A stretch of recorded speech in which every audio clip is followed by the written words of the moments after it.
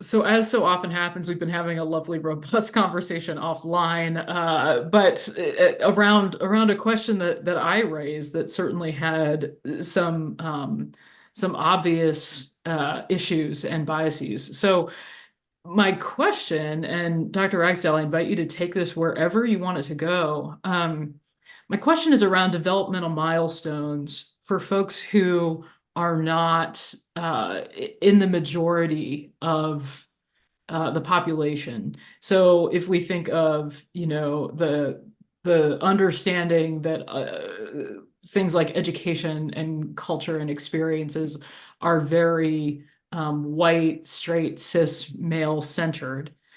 What is it like for young children who do not find themselves in that very specific box?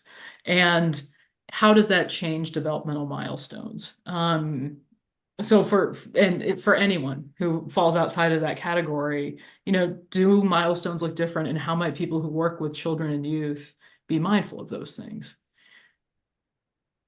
Yeah, and my thinking about this has evolved over the 20 plus years of doing this work.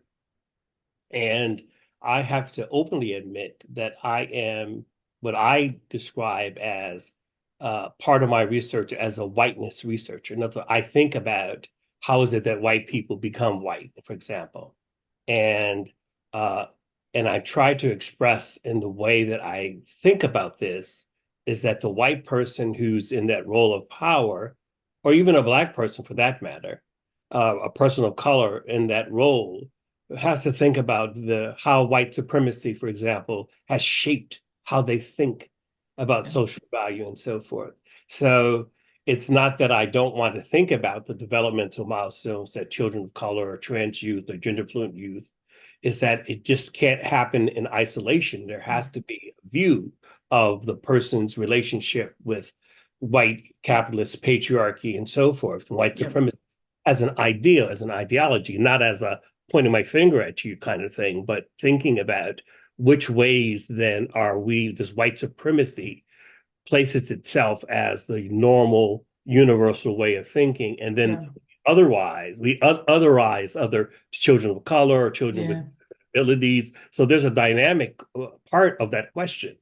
And whenever I try to sort of, well, okay, yes, we have this here, this child of color, but we also have these systemic influences, institutionalized racism, many white people being in power and shaming. This is not, it could be black people in power who are also having this white supremacist ideology. So when we talk about how these developmental milestones impact, I mean, I think we have to build in these inoculation and these protective factors that will support, because that youth is operating in a world that devalues them. Yeah. Yeah. And the white child who's part of the programming is can be left outside of their thinking because, as you and I were talking about, uh, we view that the whites have been at the center of history. What I'm suggesting is that we haven't investigated them enough of the roles that they played within the systems. Hmm. Yes, we know about liberal progressive whites. We know that, we know they're conservatives, but there's a story of their of whiteness that I think needs to be discussed, investigated, explored, but not to negate the other parts. Yeah, I'm not trying to say that this is not. Right. I'm also saying that we can do both of those things. Yep. Yep. Otherwise, we end up perpetuating this system where whites then who are leading these programs feel like they can meet the needs of these children of color. Well, how could they do that if they have no understanding of the history that Right. they've been placed in the history? How how Right. can how can that be? And I think we skip. And I'll give you another example of this. It's a little more personal, but I think your audience can stay with me here. So I'm an African American and I'm an openly gay man. I've been openly gay for 30 years. I've been black my whole life. So I say black gay, not gay black. I'm a black gay man.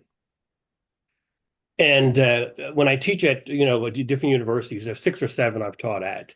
I have a student who's typically a white student, will come up and say, "Oh, are you coming to the group meeting, Dr. Rags?" I said, "Well, what group meeting is this?" I'm assuming that it's a Black student group meeting. No, it's a gay and lesbian or trans group. So they're connecting with Mm. my gayness. And so I said, well, okay, well, has your group connected with the Black group? They're like, well, no. I'm like, well, so are we beyond? Are gay being gay is you see what I'm trying to you see what I'm saying? I'm talking about my multiple identities. Yes. How we can say, well, we're past that now. We're not thinking about, but that's to me, Yeah. that was a very difficult thing because I didn't, when I first started teaching, the Black students were, hey, Dr. Rags, da, da, da, da, da. Great, we're connecting. Then something changed where my gayness became like, we want you to connect with the gay side of you.